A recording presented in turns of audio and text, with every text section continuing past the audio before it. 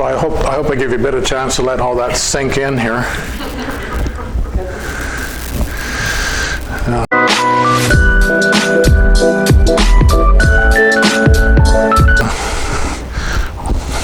Magical mystery tour. I like to think I'm a normal guy, but you guys can be the judge of that. You know, I'm a carpenter, make a living. I was pouring concrete today, and you know, it's normal stuff. They're all powerful until they do something like this and trip down the stairs. So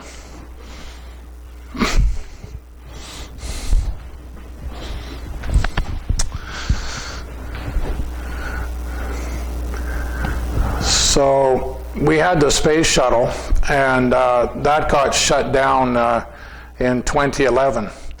But why would you shut it down? Like, why would you give that up? The reason is because we have other technologies that we use that are superior, and it just became too much of a cost to try to keep this thing flying. And you know, so space shuttle here, and meanwhile there's a secret space program, and they just sort of went, this is costing a lot of money, and we'll just shut it down. And meanwhile they're over here, right? So. Why the one blew up? Because they weren't. That's an interesting story behind that. The O-rings failed on it. The O-rings are the rubber that goes between the rocket. So when you connect the rocket together, right here and right here, there's a rubber gasket. It's called an O-ring that goes in there. And the day that it flew, it was quite cold, like -3 degrees. So the rubber lost its rubberness, and they failed, and it blew up. So really, it was just a technological failure. They shouldn't have flown, but they did. And so a brief overview of the different secret space program groups. There's an interplanetary corporate conglomerate, so it's like the industrial wing. There's the Lunar Operations Command, the base is on the moon. There's Solar Warden. They're a military group which protects our solar system from aggressive extraterrestrials. And then there's the Nachwaffen, German group that are, again, kind of a military,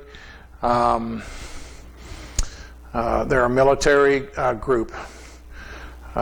So those are kind of the five, and the Mars defense, because we have bases and stuff on Mars.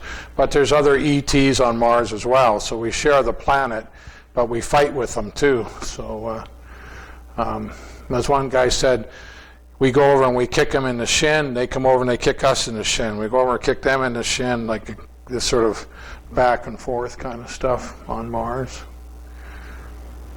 So just like you had those submarines I showed earlier, this is from Popular Mechanics in 1951, basically showing the same kind of thing. It's just like a big submarine with anti-gravity pods on it. And because once you're in outer space, there's no longer air that you need wings and all that to lift. So once you're out in a vacuum, then really that's the shape that you're looking for. So they use that knowledge of submarine technology, and then they produce these kinds of spacecraft, because they never enter the atmosphere. NASA. And more of them. They call them cigar-shaped UFOs.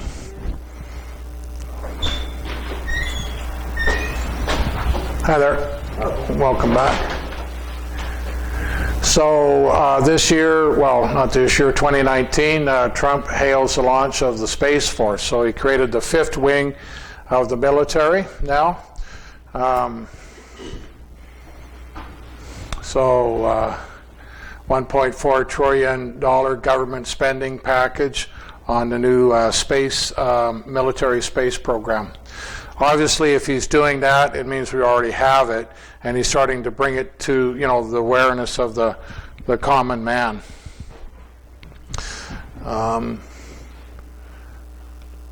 This is their logo here. So that's the United States Force, Department of Air Force. The secret space program is run by the U.S. Navy, not Air Force, Navy. Submarines, fleets, armadas, it's Navy. You'd think it's Air Force, it's not Air Force.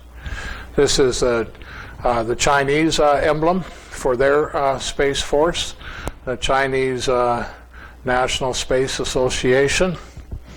This is just a picture showing the Fibonacci series for those familiar with mathematics. Here's the pentagram, with the same kind of shape here. See? We have a thing called the Great Year, which is our solar system moves around every 24,000 years, rotates through the 12 houses of the horoscope. So 72 years is 1 day in the 365-year circle through the heavens. 108 is an interesting number as well. 1 squared, 1 to the first power times 2 squared times 3 cubed is 108. If you divide the radius of the Earth into the radius of the Sun, you get 108. If you divide the distance of the Earth to the Moon into the distance of the Earth to the Sun, you get 108. So these things pop up mathematically, symmetry and stuff all the time. All the time. If you were to look at the Star Trek emblem, same thing. It's that 36-degree angle. Again, stuff is put out there, hidden in plain sight. So they were talking to a native elder, and I was told that there are 4 violent species in the universe, and the humans were one of them. Look at all of that stuff we build. Remember what I said about we'll reevaluate the fact that we're even building biological weapons after the COVID-19 virus. This is a stealth bomber, and it uses, within its stealth technology, it uses some of the anti-propulsion system with it. It creates a gravity wave behind it, and then in front of it, it creates like a gravity, like it pushes along like this. So it's pushed from the back and pulled from the front using forms of an anti-gravity technology as well. But look at this shit we do, right? Look at all those bombs that thing carries. So we are one of the violent species. So the Lunar Operations Command is a demilitarized zone on the Moon. It is an area where the secret space program personnel rendezvous before going further out into the solar system and beyond. It serves as a neutral zone for the various secret space program. It also acts as an air traffic control for our solar system, and it has 3 sites, Alpha, Bravo, and Charlie. Lunar Operations Alpha, Lunar Operations Bravo. So 3 main bases on the Moon. A lot of it is on the dark side of the Moon, but there is some on the light side. But they have to be careful because with good enough telescopes you can see parts of the Moon.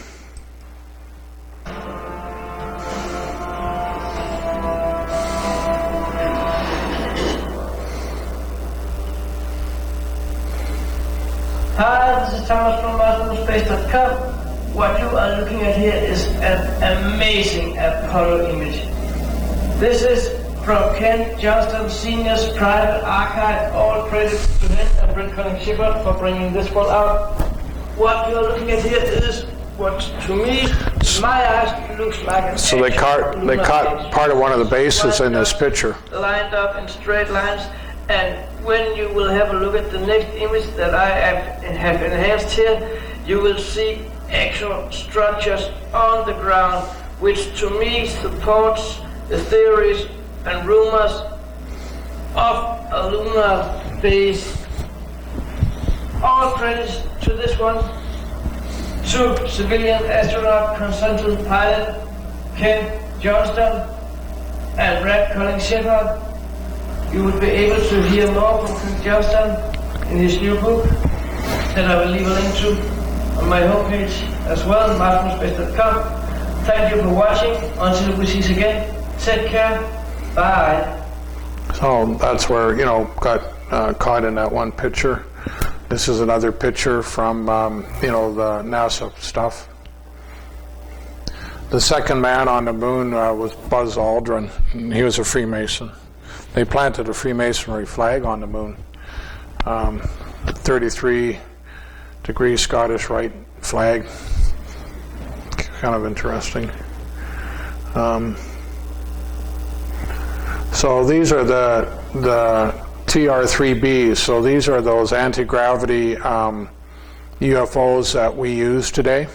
I did a remote viewing on it years ago, and I was told that they've got these 3 pods here, and the reason is because you need 3 points in order to have a stable platform. Like you don't need 4, you need 3. So that's why you have the 3. And then that creates a stable platform for you to fly these. And these are the TR-3Bs, TR-6Bs, and so on and so forth. These are now somewhat old technology. And we've got more advanced stuff. So they fly to the moon and they fly to Mars, these craft, using that kind of technology that I showed you with the Glocka anti-gravity stuff. I've been to this city. It's in Germany. Nice city. I quite liked it. Beautiful lake, all that stuff. So there's one. He basically said, like what's up with that? Like, oh, yeah.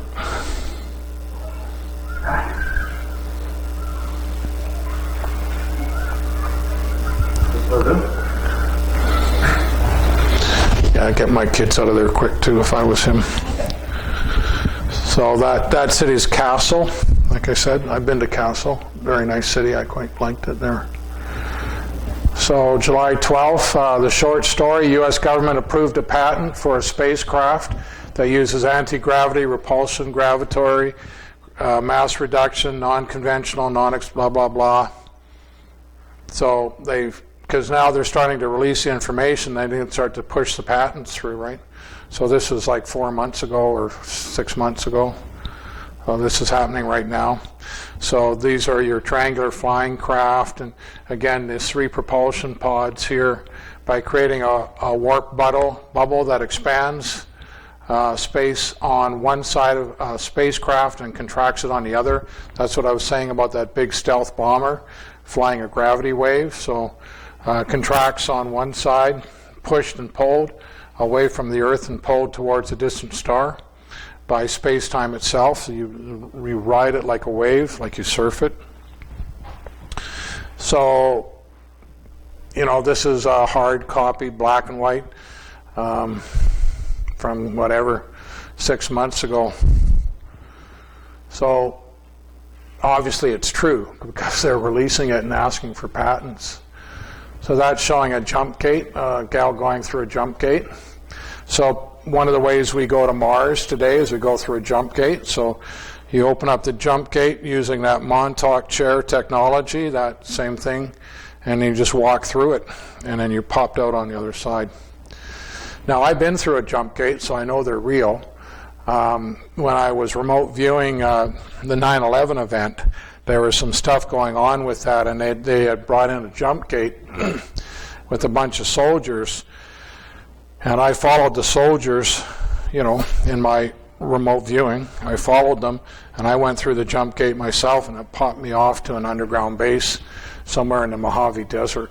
So I know that those jump gates are real. I know that the experiments in time are real because I remote viewed some of the aspects of it. This is Mars. So according to a gal I know a little bit called Al-Cal, who's been involved in the secret space program, this interplanetary corporate conglomerate has 11 bases on Mars, which include manufacturing plants, labs, research and development, weapons facilities, the ICC space station. Platforms are based on original schematic designs from Warner Braun Braun. We saw him earlier. The companies involved in building the infrastructure on Mars, U.S. and German companies, including TRW, General Dynamics, Lockheed, Douglas Northrop, Grumman, ExxonMobil. I mean, just, your basic industrial military complex, German and American. And the Mars Defense Force is the main defense organization on Mars. Its main function is to defend the Mars Colony Corporation from some of the indigenous Martian species, including a negative reptoid, so dragon like Draco, reptilians, and an insectoid, raptor and mantid, ET species. So mantid, those are the praying mantis insect types. I've run into a mantid, and I've run into a reptilian, and I've run into a gray, and I've run into maybe about 9 different ET species myself. You start traveling and going around, you wind up running into them out there. So this is a remote viewer. May of 1984 at the Monroe Institute. I had been training with Bob for almost 14 months, learning to control my out-of-body experiences. I had had spontaneous out-of-bodies for many years, and Bob had been training with me in his lab at the last year of my time at the project, Stargate project, to teach me to control my out-of-bodies. I wanted to see if controlled out-of-bodies were better at producing information, collecting information, than remote viewing. It turns out you can do very specific things with out-of-bodies that you can't do with remote viewing, but I don't think it's as good. If you want to know how the trigger mechanism works on a Chinese nuclear weapon, out-of-body's better, because you can go to the Chinese nuclear weapon, put your face in it, look around, do detailed drawing. But if you want to know where all the parts from the weapon came from, remote viewing's better, because all the parts are intricately linked together, data-wise. So things are different for how you want to do things. In any event, during that period, my training officer, Skip Atwater, would come in from the project and test me to see whether or not my remote viewing was getting any better.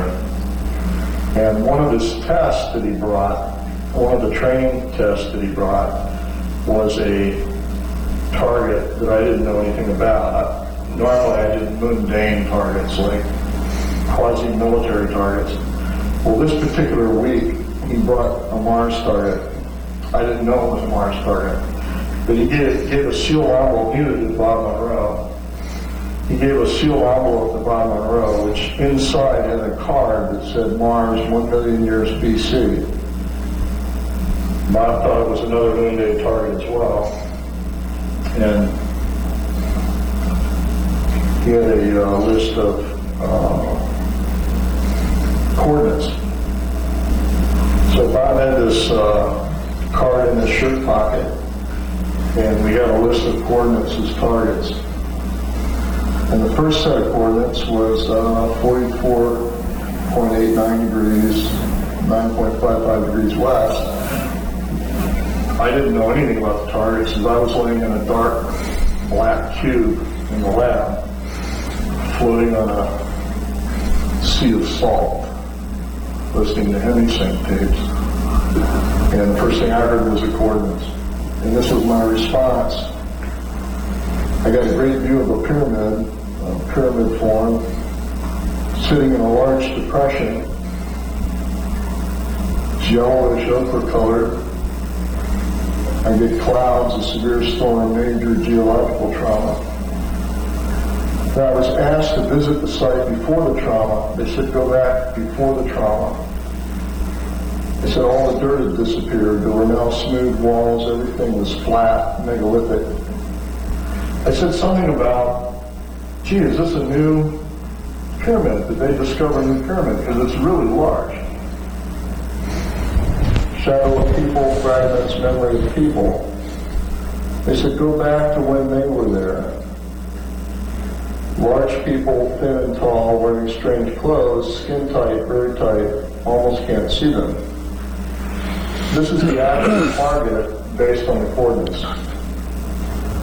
That's the face everybody's always referring to on Mars. This is actually the depressed area. This is the pyramid. It's actually a double-layered pyramid. This is the second set of coordinates that I got. In a canyon looking up steep high walls that go on forever. Very intricate huge sections of smooth stone carved out. Getting very large structures. Rapid one with huge corridors and rooms. I said the rooms were really large, and again I said something to him about this has got to be some new pyramids or something, because I don't remember ever seeing rooms this size in Giza or anywhere like that. That's the canyon, and that's the pyramid. Now what's really interesting about this particular pyramid, you notice it's sitting on the side of the impact crater. That's a real trick, because that means the pyramid had to be put there after the impact crater. Because if the impact crater hit after the pyramid was there, it would have destroyed the pyramid. You can't have one and not the other. You understand what I'm saying? If that crater appeared after the pyramid, it would have destroyed that pyramid. The other interesting thing about this picture is you can measure the shadow of the crater, and based on the angle of the sun, you can estimate the size of the crater wall as being 3,000 meters tall. So that's a pretty deep crater. Now look at the shadow on the pyramid. Pretty tall pyramid. That's a 20,000 meter tall pyramid. Pretty big, huh? That's not the only thing interesting. That pyramid had to have been formed after the crater was formed. Here's something else interesting. That pyramid's even closer to the edge. And here's an even more interesting fact. There's the road in, there's the road out. I just find these really remarkable pictures. There's another, this is a general area. Pyramid's huge, but different this time. The reason these were different is because they were a cluster. These are like shelters from storms. Designed for sleeping, I specified hibernation, sleeping through savage storms. I'm asked to find out why. They're an ancient people trying to survive that's past their time and age. They're waiting for the return of someone sent to find a new home. Their world passed through the tail of a comet. I had a sense that their atmosphere was stripped away or destabilized when it passed through the tail of the comet.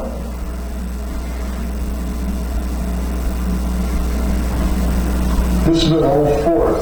Now what's interesting about the old fort, and it's something most people don't recognize, this is actually a pyramid. That's one side, that's the other side, that's the other side. The tip is missing off the top and it's hollow. I don't know if you can see that. Kind of interesting, isn't it? They call it the old fort. It's always referred to as the old fort. But that's a pyramid that's been tipped off. The tip's been taken off. That's a grouping of pyramids. And that's a building, or what's left of a building on sort of a plateau. And that's the drawing I did of the larger beings. What I think in actuality, there really are no such thing as Martians. What I think Martians are is us. I think we're descendants of the original inhabitants of Mars. And we're the ones that never went back. To give you an idea of size, that's the rough size of the pyramid of Giza. Give you an idea of scale.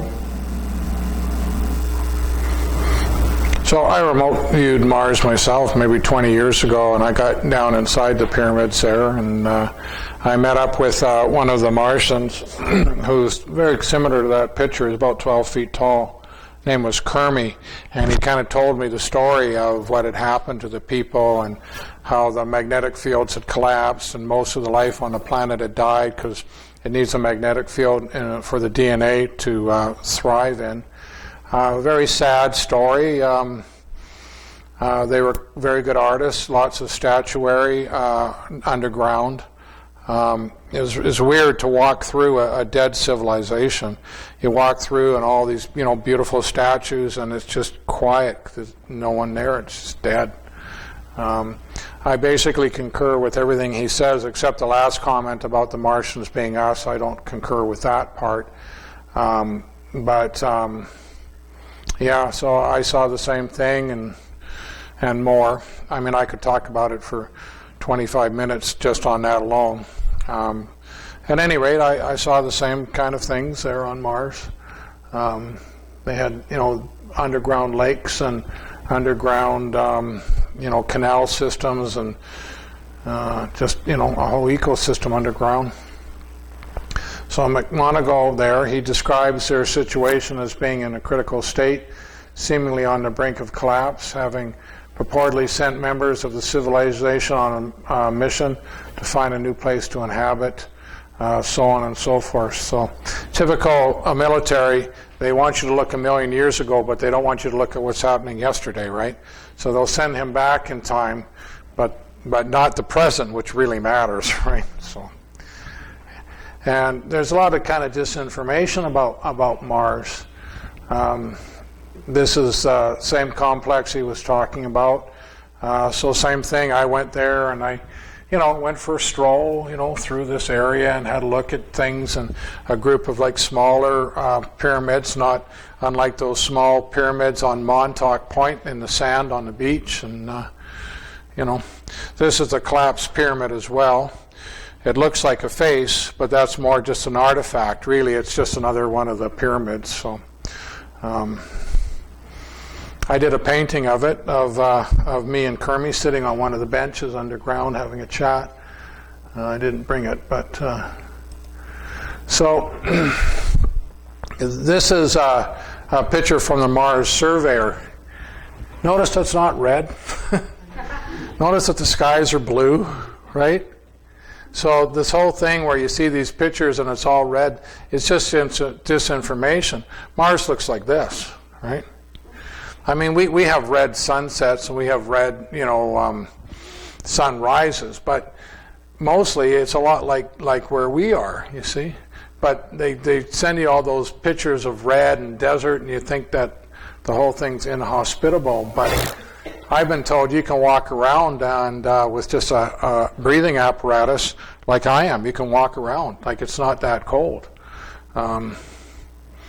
So those pictures of the red skies, they've run it through a red filter and made it look like it's all red, but it's not. Those are true color pictures from the Mars surveyor. This reminds me a little bit of the COVID virus as well. He says he's from Mars, and I don't believe him. Oh, I do? You do? I'm sure he's telling the truth. No one on Earth has a head that round. But here's your, it's like your COVID virus protection too, right? per Charlie Brown.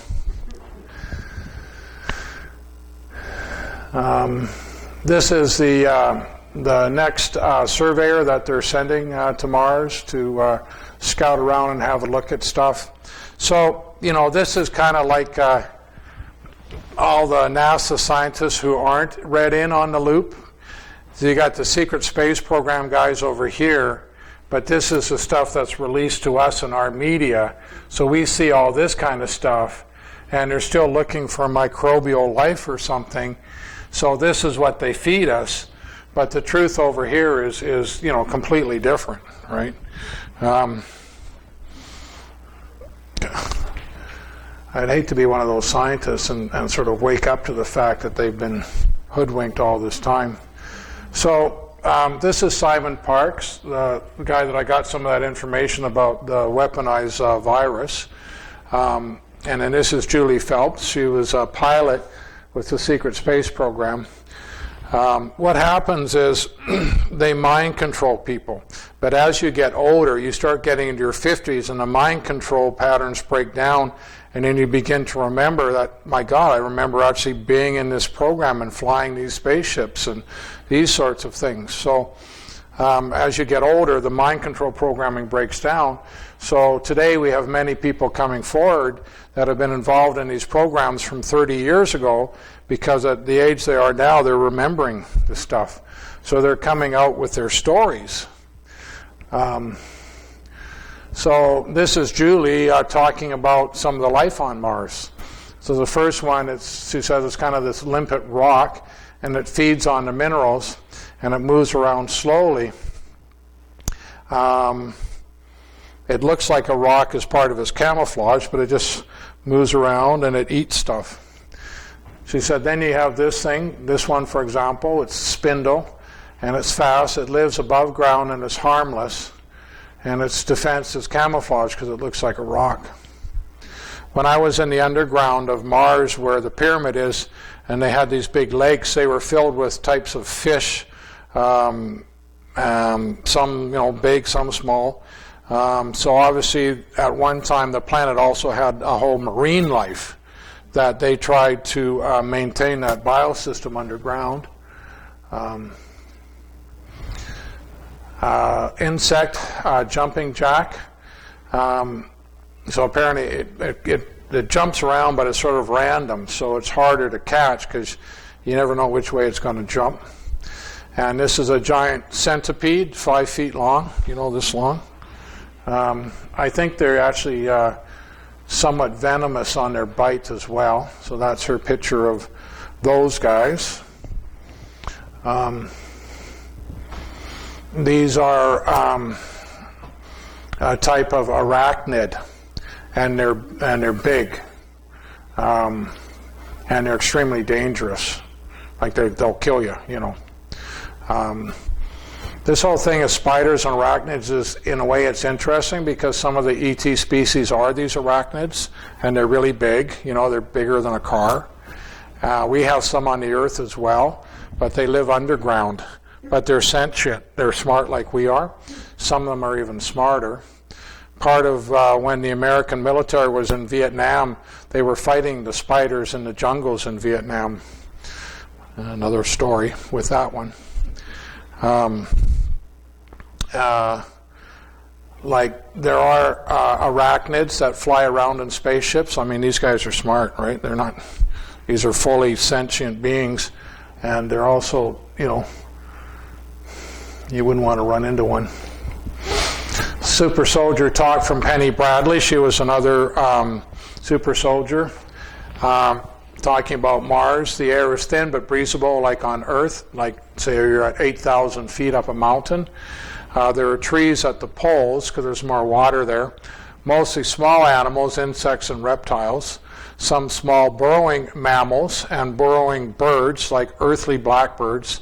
Lots of snakes. Spiders, 6 to 15 feet across, and they look like coconut crab, which are these guys. We have those down in Polynesian countries. Mantis beings, so that's a mantis being there. And then the raptors.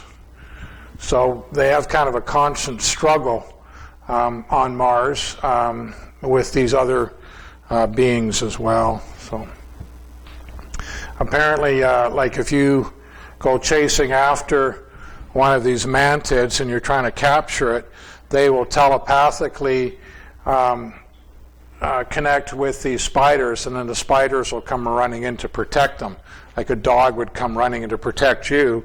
The mantid beings can telepathically signal to these big spiders, and they'll come running in and they'll pounce on you and kill you. So like I said, it's a little bit of an open war zone on Mars. You go kick them in the shins and they come and kick you in the shins, and it kind of goes back and forth.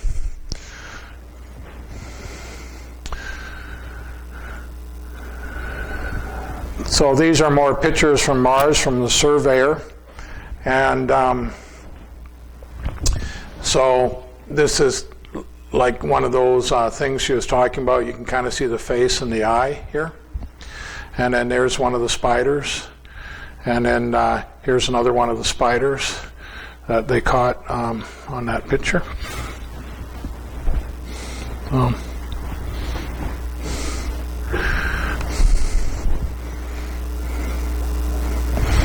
Insects. So you might have to look at it for a moment to kind of see the face here and the two eyes and kind of the pinchers in front, kind of peeking out from around a rock. Maybe you can see it there a little more clearly. That's NASA Mars rover Curiosity. Snapped the picture. So they're a lot like these guys too.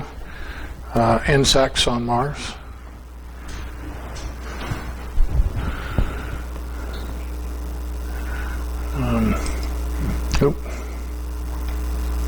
So for all of you who hate spiders,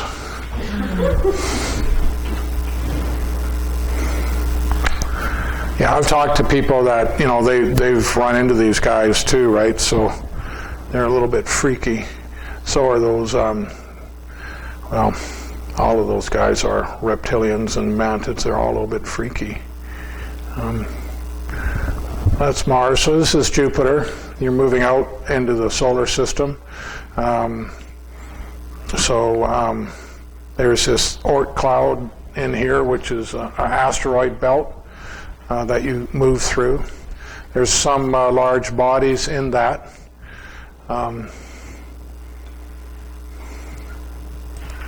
Let's see what I got here.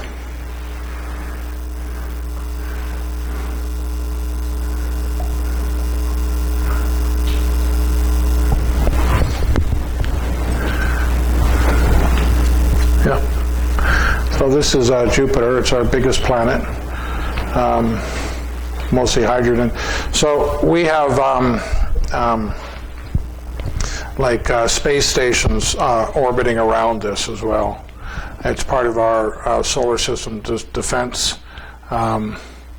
There's over 63 moons on it, around it, and and not only us, there are other ETs that have space stations around Jupiter as well. So we're not the only ones, and there's. So this kind of a little bit of a look at what the space stations would be like around Jupiter. You know, they're big. They're 3 miles, 4 miles. They're talking very large. It's why the Germans needed the Americans' infrastructure and industry to build all of these space platforms. The Germans in Antarctica just didn't have the industrial capability of doing it. There are 4 major moons called the Galilean moons because Galileo could see them around Jupiter with his telescope. I've remote viewed Europa here, and Europa is an interesting world. It's an inhabited world. So on the surface of it, it's ice, but underneath the ice is a big ocean. So the ocean is kind of teeming with life on Europa.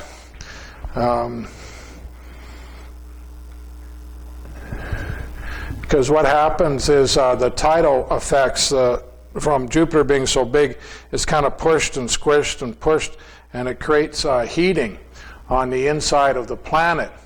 And the heat then produces a type of volcanism like this. So you've got this ice on the surface and this warm ocean underneath. And it causes volcanism, and then that comes up as these hot geysers like this. And then there's an entire ecosystem based on, like we have photosynthesis, they have chemosynthesis. So the heat in the water produces bacteria, and then the bacteria is eaten by small microbes, and the microbes are eaten by larger fish, and it works its way up the food chain. And we have the same kind of thing off of Vancouver Island here, out in our oceans. At these deep sea thermal vents, they've discovered new species of animals in this food chain, living off of these superheated water vents coming up. So off of Vancouver Island, we have the same thing. So no light reaches the deep sea vents, but there are plants and other animals that live off of that food chain.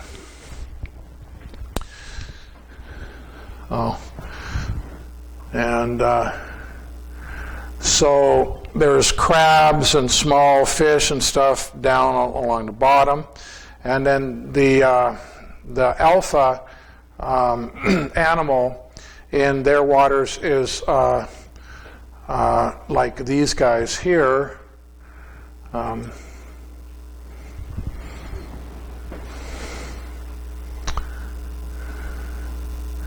So just like we have them, they've got the same thing there.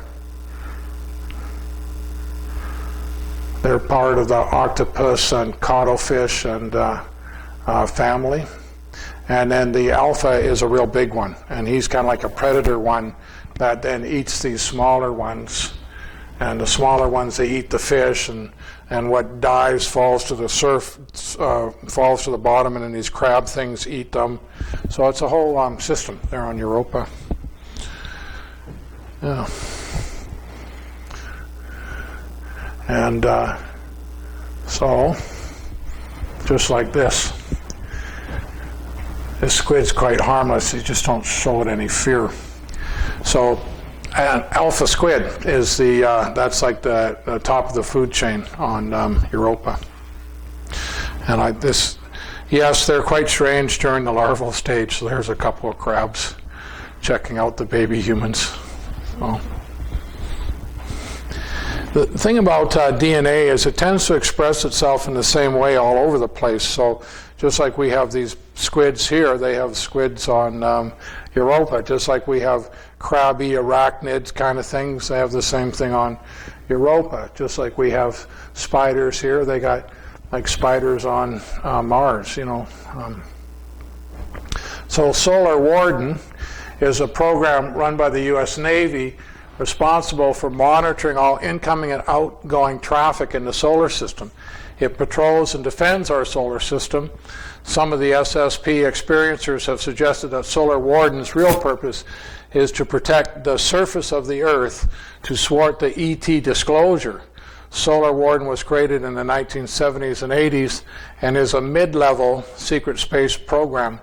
The ICC has more advanced ships. So even within these guys, there's disinformation and need-to-know information and stuff. The Nachtwaffen, this is a German term and means night weapons, but better translated as a dark fleet. So again, that's the Germans, Nazis from Antarctica are involved in the Nachtwaffen. And we have same thing, space stations around Saturn as well. Let's see what I got going here.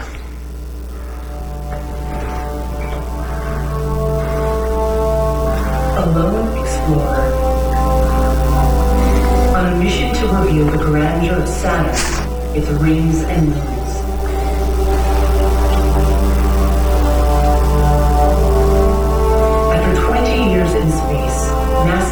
Cassini spacecraft is running out of fuel.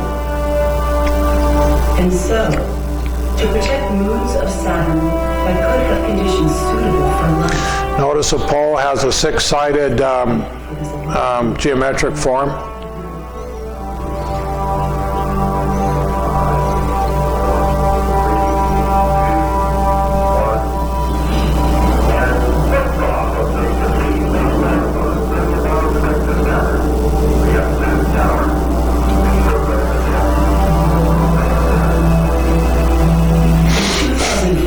Following a 7-year journey through the solar system, Cassini arrived at Saturn.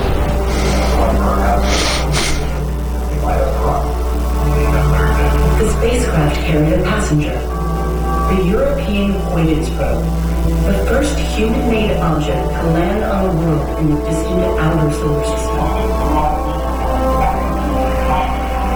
For over a decade, Cassini has shared the wonders of Saturn and its family of icy moons, taking us to astounding worlds where methane rivers run to a methane sea, where jets of ice and gas are blasting material into space from a liquid water ocean that might harbor the ingredients for life. So much like Europa, I would say. Ruled by raging storms and delicate harmonies of gravity. Now, Cassini has one last daring assignment.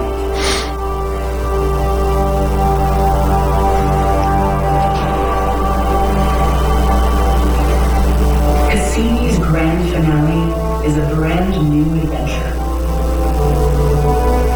22 dives through the space between Saturn and its rings. As it repeatedly braves this unexplored region, Cassini seeks new insights about the origins of the rings and the nature of the planet's interior, closer to Saturn than ever before.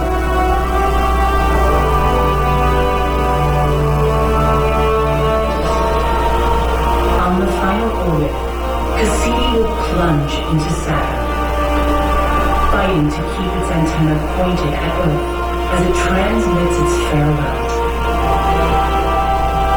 In the skies of Saturn, the journey ends, as Cassini becomes part of the planet itself.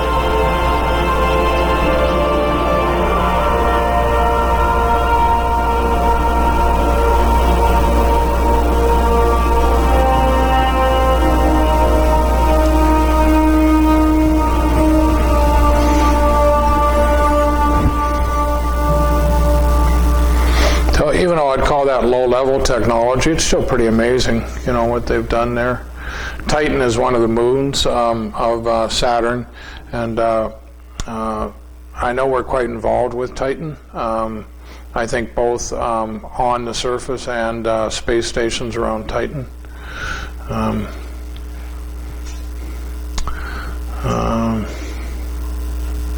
So we're just about done. I'm just going to run maybe one more here. January 14th, 2005 begins with the Earth passing directly in between the Sun and Saturn, an opposition so perfect that it occurs maybe twice per millennium. Meanwhile, the Huygens probe quietly entering the Saturnian system is about to end its 7-year journey. As Huygens approaches, the inner planets cluster around the distant Sun. Saturn appears almost as large as Orion. A few moons are visible as white dots aligned with Saturn's rings, while Titan, its largest moon, is already well resolved. Huygens is destined for Titan, a mysterious world larger than the planet Mercury and shrouded by a thick brownish-orange atmosphere.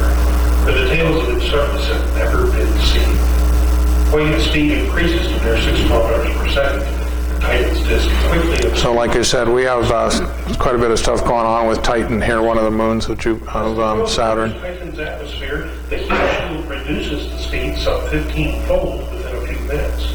The main parachute reduces the speed further. 15 minutes later, the smaller stabilizer chute allows a faster descent at first, but slows as Huygens enters the lower, denser parts of Titan's atmosphere. So we sent this probe to Titan. Brighter hilly regions. Beyond the hills to the left, two dark parallel lines appear, which are later discovered to be part of a vast system of dunes which surround the moon. At 21 kilometers altitude, the probe moves through a thin haze layer as seen on the horizon. The bright area near the center top is the glow of Titan's haze illuminated by the sun. A complicated system of drainage channels, some hundreds of meters wide and kilometers long, are seen cut into the hillside. These are probably the result of runoff from methane rain. Stereographic imagery reveals hills to the left to be perhaps a few hundred meters tall, while features in the valley are tens of meters in height. For most of the descent, the probe travels eastward above Titan's surface. However, below 7 kilometers altitude, the motion reverses into a backward, westward motion. It reverses again at 1 kilometer altitude, and we move slowly southeastward. Hang on, as Huygens lands on Titan's surface near a water ice outcropping ridge. Another westward-looking view of the descent from 31 kilometers shows the area of Titan over which the probe has just flown. This affords us a good view of the drainage channels and apparent shoreline. More dark lowlands appear and a rough pitted hillside to the left. Spectra of the surface suggests that the bright areas are water ice, and the darker areas are a type of hydrocarbon mixture that has never been produced in the laboratory. The small white dot in the lower center part of C tracks our progress over Titan's surface. We see the reversal of direction at 7 kilometers altitude, and we fly over the ridge near where we will land. As we approach the surface, our perspective brings the topography to life. We see that although there are rivers and a shoreline, the basin is dry. Below, there are distinct signs of erosion which crafted the rugged ridgeline. Huygens sinks into one of these gulls. We experience a relatively soft landing on Titan's surface. The view from the surface reveals an amazingly Earth-like picture of a dry riverbed with distant hills which are a few meters in height. Some seconds after impact, the shadow of Huygens' parachute drifts across the sea. The heat from the surface science lab and the probe's skin vaporizes methane from Titan's surface, which is about 180 centigrade degrees below freezing. Near the probe, the ground is littered with water ice rocks and smaller pebbles which could be made of water ice or hydrocarbons or some combination thereof. Although we now know more than ever about this mysterious world, many questions remain unanswered. Where is the vast reservoir of liquid methane necessary to replenish the atmosphere? Where and how often does it rain on Titan? How does the methane get recirculated into the atmosphere? What materials make up the surface? What processes create and shape the hills, dunes, and valleys?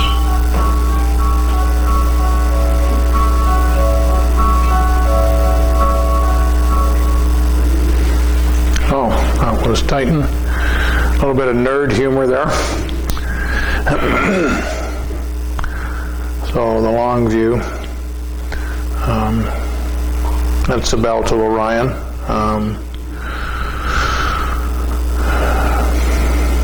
That figures a lot in the Egyptian mythology.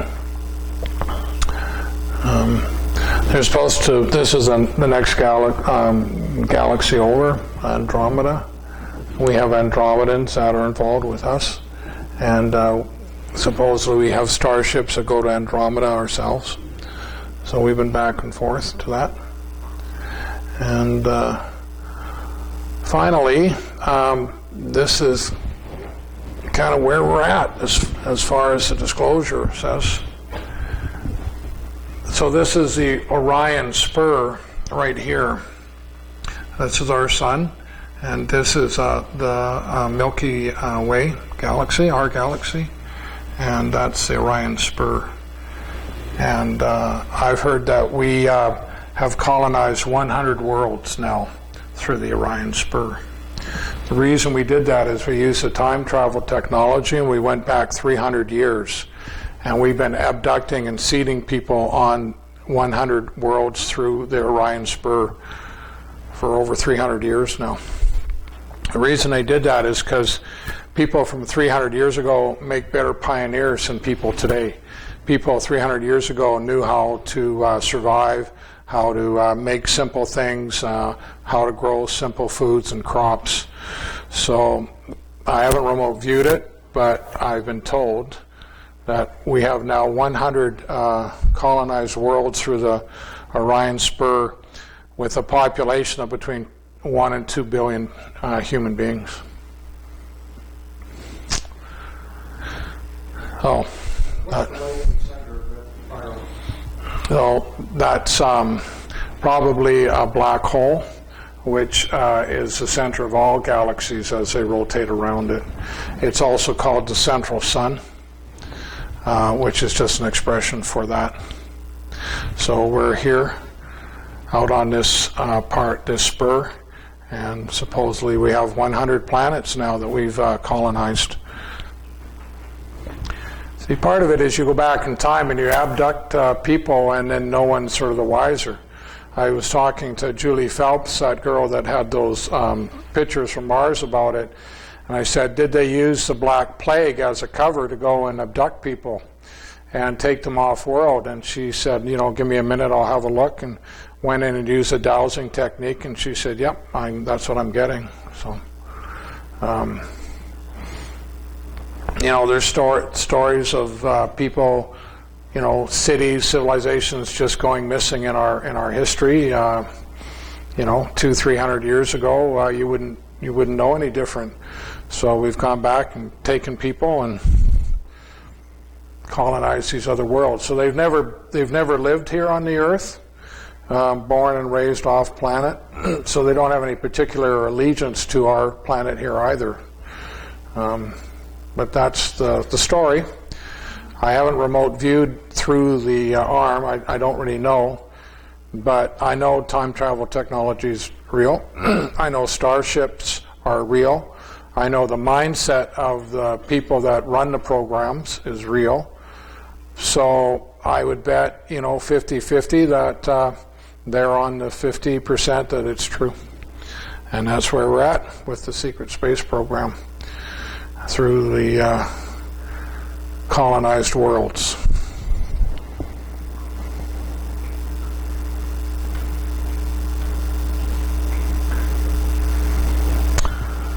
Oh. You have to ask the question, for what purpose? Well, I've wondered about that myself too. Like, it's kind of an interesting question. Like, well, why would you do all that? And I don't really have an answer to it. Maybe it's part of our nature. To conquest, you know, to rule. I mean, our history as a species has been warring with one another to go in and take other people's territory and call it our own. Pursuit of power. I think, you know, a lot of it might be that. When the Germans were moving into the Second World War, one of the big things that they trumpeted was what they called living space. They needed more living space, so they needed to go and attack their neighbors and sort of turn it into a greater Germany and take their living space. So there's always been kind of this idea with the Germans of living space. And maybe it's continued through colonizing other planets and other worlds.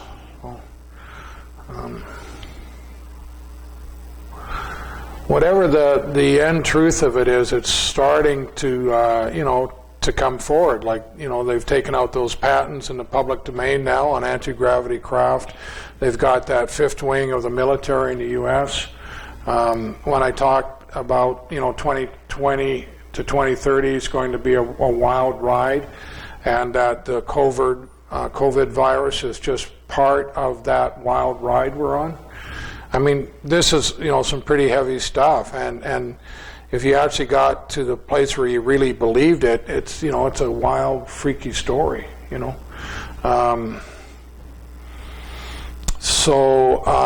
What they call wild cards, this disclosure thing, you know, it's a big wild card, and there's other wild cards that'll catch most people unprepared, and it'll be a shock to our reality, you know. I mean, you know, Volkswagen-size spiders that are precogs, which means they have precognition. So if you're trying to fight it, it already knows what you're going to do before you even do it, because it goes ahead in the future 10 seconds, right? You know, they're pretty advanced and pretty scary. I was playing tennis one time and doubles, and I did a precog where I said, okay, I looked at the guy, where's he going to serve the ball? So he serves the ball there. Then my partner, he returns the ball to the net. The guy catches at the net, and then he hits it towards me. Then I'm going to pick it up from there and keep it in play. So I precognition or precog, 10 seconds in the future, watched it play out. I stepped right where I needed to be. I caught the volley and then put it cross court. Well, these big spiders can do the same thing. So if you get in a fight with them, they can look ahead in 10 seconds and know that you're going to go and grab a gun and pull it out. So even as you're starting to do that, they're biting your arm off. Like, the best way to deal with them is not to fight with them, which is really the answer, right? Like, if you fight with these ETs, then you're going to be in a fight. Our best bet is to not fight with them. Respect them, respect where they live, and live and let live, right? But we're a very aggressive species, and unfortunately the parts of our species which have moved out into the universe are some of the most aggressive part of it. It's all military and stormtroopers and all this kind of stuff. So I don't blame the Sasquatch for wanting to keep their distance from us. We're a violent species, we're a pack animal. We attack in packs too, if 5 guys isn't enough, we get 50 guys, and if that's not enough, we get 300 guys in a pack. We're pack hunters too, right? So we're dangerous, we're unpredictable, and we're smart, So Back to the photos again. All the photos you showed off-world were all rock and desolate. Have you seen any photos of foliage, or did you remote view any lush environments? Well, most of the other bodies, of course, are a long way from the sun, so they're quite cold. But places like Europa, which heat from the internal gravitational movement, heats up the planet, so they're warm. So then they can have support life. Mars is not half as cold as we've been taught. And also the atmosphere is thicker than what we've been taught. Like Julie there or the other gal said, it's like being at 6,000 feet up a mountain. You'll get a bit winded if you start running, but you can walk, in that quite easily enough. So, But there are a lot of celestial bodies that are the approximate distance from the sun as we are. They should support similar events. yeah, so there is life on these other bodies. Some is primitive, but Mars has advanced life forms, and so a couple of the asteroids in the asteroid belt, they're quite large as well. And besides, you go in and you tunnel into it, and then you create an underground bunker that you can live in. So many of these bodies have underground, living spaces, both ours and off-world, We're visited all the time by ETs. I've heard that we're visited by maybe 100 different species here, Like the main players, are the Greys and the Mantids and the Reptilians and Pleiadians and the Antarians, they're the main players. But we get visited by lots of different species, It's part of growing up as a species to realize that we're part of a larger family of sentient beings, So, and we can contact them telepathically, like Karen Carpenter said. I mean, that's where I get a lot of my information. I mean, I haven't been in a spaceship, but I don't have to. I can project my consciousness and interact with other beings. We have beings that live inside the planet as well, Like when Atlantis fell, some of them went underground. And 500 years later, they came back up, but some still stayed underground. So we have advanced human beings that live inside our planet as well, very advanced, and also spiritually evolved and all that, So there's just a lot going on, you know, and we're given such a small amount of information, whereas the picture is really quite large and vast, you know. So, and, you know, then you add in interdimensional beings, and you add in ghosts and spirits and dragons and elementals and gnomes, and it's a busy world, you know, out there. So, Could I ask another question? Sure. A little more personal. When and how did you start remote viewing? When it first became disclosed, I then bought books by about 4 different authors, and then I read up what they had to say, and they talked about how you can develop the technique and so on, and so, yeah. So I found it actually, for me, was quite easy to do, so. Well, I hope, ladies, you don't have nightmares here. So I know it's a lot to let sink in, so. It's amazing. Thank you.